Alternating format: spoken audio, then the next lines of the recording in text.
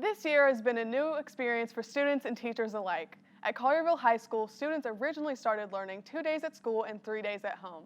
This produced much stress for people who struggled in school to begin with and for educators who had never had to teach virtually.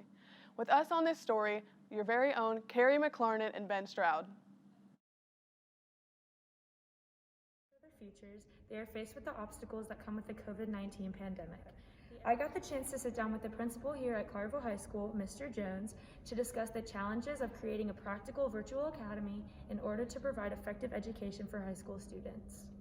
So when coronavirus hit, our local government, federal government, everyone, they started to implement things to say, in a response to coronavirus, schools need to offer something like CVA for virtual learning for students that are afraid to come into the building. So when we first began to consider CVA, all of our teachers, as principals as well, we were all told that, well, we're going to have separate CVA students, meaning they can go virtual, and then the in-person students. There are students in our district that did not have internet. And so if they don't have internet and they don't have the resources they need, I'm trying to hold every kid accountable. Well, there are some students that are going to be denied that educational experience. But virtual learning, I'm just going to be honest with you, it's just not for every student. And there are some students that I've just seen at the beginning of the year that said, man, it's just really hard to be able to learn this way without an instructor around me at all times. One of the things that I do love that our teachers are doing, a lot of the teachers this year have used their Schoology pages pretty much as a resource tool. It's almost like having access to the instructor 24/7 with them recording lessons. So that's the great thing about it. So my thoughts about virtual is that it works for some and not for others. I mean, it's just that simple. The administration has worked tirelessly to ensure the safety and well-being of students and faculty here at Collierville High School. Even with the solutions that have made this school year as functional as possible, there are still limitations in the ways that students function academically in the school setting. More specifically, the culinary department has been heavily impacted by the threats and restrictions due to COVID-19. I have had the opportunity to speak and discuss with the head chef here at Collierville High School, Chef Mahandro, to gain insight and clarity on the challenges he has faced, specifically in dealing with a virtual form of education. Not being here was the biggest challenge. Like you can only go so far with like practical knowledge and like knowing how everything works without actually doing it. It's really going to hurt you in the long run. In short term, yes, it is possible to do culinary virtually, but long term, it's not. Our class is so hands-on. We're always doing something with our hands and like learning it. I set my class up like I usually do like bookwork because there's a lot of practical knowledge that goes into cooking. So I would try to set it up to make sure that they did that and we could utilize our time in school for cooking. I've been given a lot of leeway, especially with like the bookwork, because I know this has been like, it's really hard to keep up with everything if everything's online and not like right in your face. And as far as like the grades, like when we're in the kitchen, I kind of just like give them the points.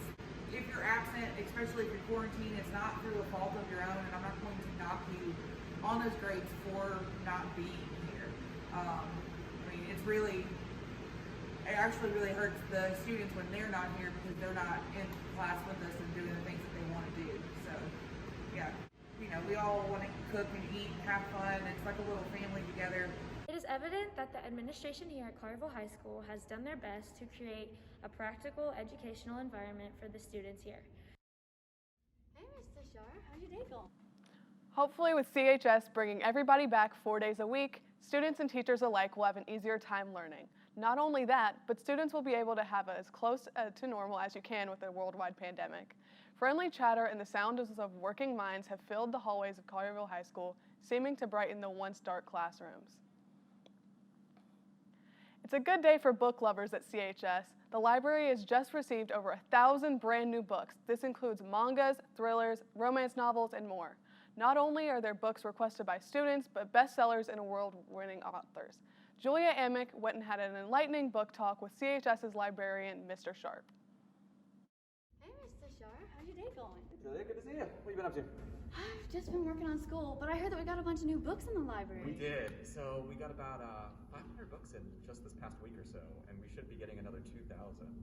So I'm so excited. We're gonna have some really good stuff. Would you mind showing me, Sean? Yeah, oh sure. In fact, you gave me some of these suggestions as well. So we try to basically buy what you guys are interested in, right? Like, there's no point in having a bunch of books that no one's gonna want to read. What do you feel like today? You want something more of like a thriller, a horror? I think a horror. Okay, so this one is really cool. Hold back the time. Brand new book just came out. This girl is living with a murderer. And the murderer is her own father. So her father had, her mother had mysteriously disappeared. Everybody suspects the father. The father had done something. And it's this cool like horror Loch Ness kind of story, like Scotland. It's so exciting. I don't want to give too much of it away, but like what would it be like to live in such a terrible environment and try to figure out how you're going to survive it? That is insane. Well, are there any other ones you want to show? So Cousins is a great one. Basically, these cousins, their family they were kind of like small town royalty on this island.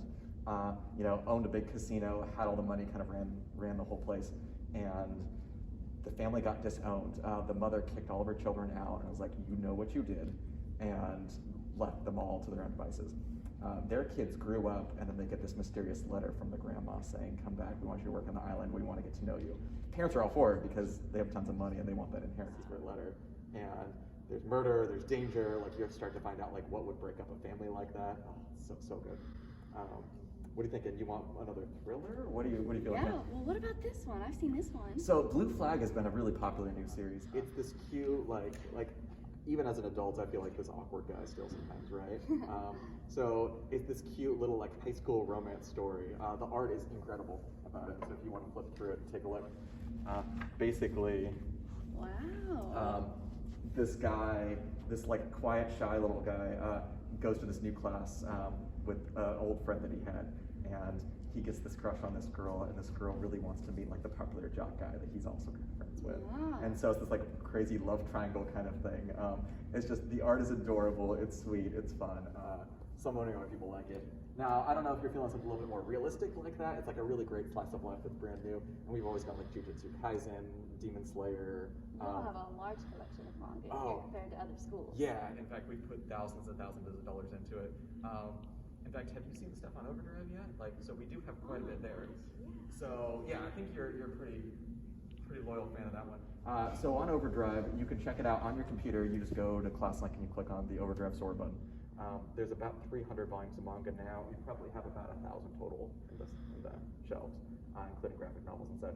But this is great because I can buy you whatever you want almost immediately. So if I put the order in, it comes in about an hour. So this is a great way to keep up with the new stuff. Because as amazing as these new books are, and they'll keep us busy for quite a while, it might be some time before we can get them again, maybe until next Christmas, since we've already put thousands and thousands of dollars in this. So this is a great way of getting your things more immediately. So basically, it's almost all the books here on your computer that you can take anywhere with you in the school. Yeah, exactly. Very convenient. So you keep it on your phone, your tablet, your computer, anywhere you want. So just don't read in class, ideally. So. Yes. All right, well, what about this manga? I know this is one that is a very popular one. Yeah, so Demon Slayer is an awesome series. Guy comes home to find his family's been murdered, gets trained up in the art of, ninja and samurai and all that, and goes off and kind of fights like these monsters and demons and things. So still pretty appropriate, but it's got a little extra action for some of my guys. The art in that is gorgeous, so you might even need to take a peek through that one. And this is our last one for today. I saw this one sitting on the shelf, and it looks very interesting. Yeah, so 6 months later, I'm actually reading this one right now. It's a fascinating concept. So the idea is this girl, she's this quiet, shy, regular girl, has a great best friend, is in love with the popular guy in school. Wakes up, she takes a nap in detention, wakes up, and it's now 6 months later during the winter, and her whole summer has passed. She has kicked ACT's butt, has some of the top scorers, she's kind of genius level, she's dating the hottest guy, but she doesn't remember anything from those past 6 months. This guy that she's dating that she thought was perfect is really creepy and possessive and, not a good guy. The bad boy that she kind of liked was, nobody paid attention to. She turns out that she has some sort of romantic attraction she doesn't remember from him. And there's some really dark, kind of mysterious things going on in there. So it's a good kind of thriller mystery one. Interesting. Well, thank you so much. You're told us so welcome. much about the library, and I think everybody's very excited for all the new books that we've got. Oh, yeah. Thank you so much. I'll catch you later. I gotta get to class. Cool. And those are just a few of the many books available. Even with the new books, the library is continuing to purchase more. 500 more books are expected before the end of the year. That sounds amazing. I know I'm excited. You can't miss out on these new books. Head over to the library ASAP. Try out a new genre or start a new series. The possibilities are endless. It's not just schools that have been affected by coronavirus, but restaurants as well. Local restaurants have had to adapt and change to accommodate CDC guidelines as well as their own customers. Working on this story, Austin, Cooper, and Monse.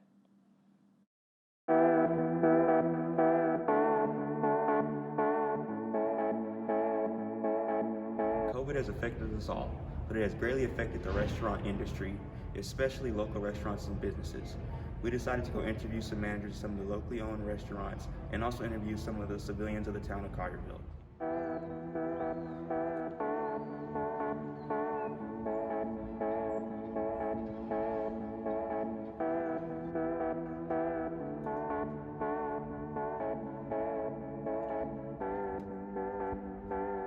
So we went out and we interviewed locally owned restaurants in the Collierville Square. One of the first restaurants we went to visit was Cafe Piazza, and here's what they had to say.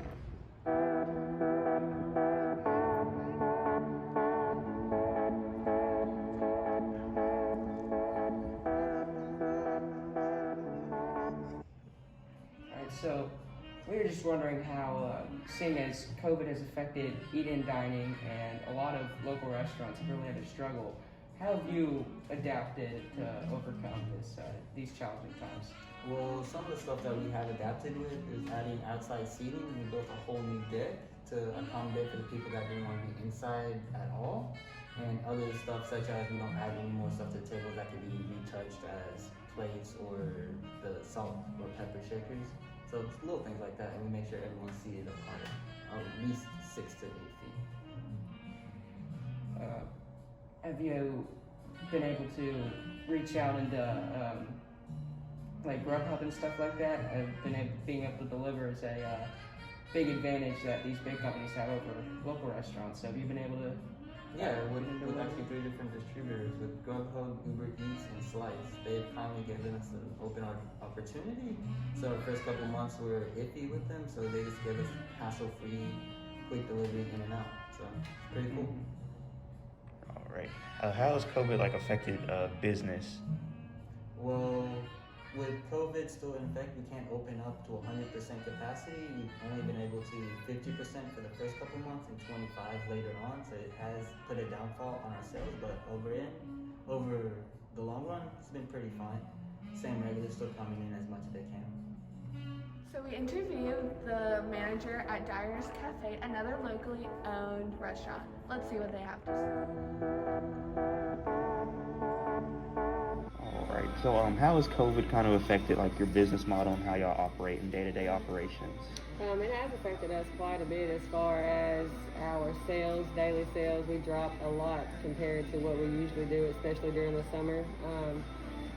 I will say that January was a lot better than what it usually is, even before COVID. You know, January and February usually are the slow months for servers, but here, January and February were actually pretty good, even with the COVID procedures.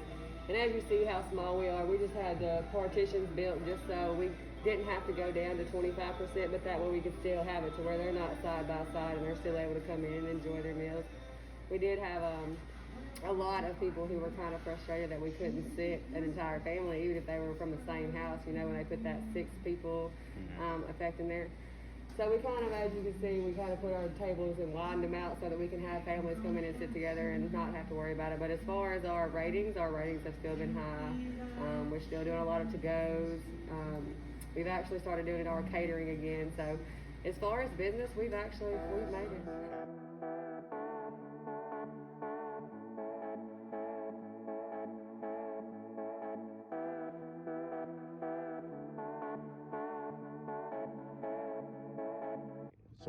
So have there been any changes in your eating habits? Are you dining out more or less since the pandemic has started? Yeah, so we probably, when the pandemic first started, we ate out a lot more. My wife and I both have worked in the restaurant industry before, so we knew that they were, it was going to be a hard time for them, so we wanted to help support a lot of the local restaurants that we enjoyed, and hopefully they could stick around and make it through this. So we definitely ate out a lot more at the beginning. We try to eat, support them as much as possible now.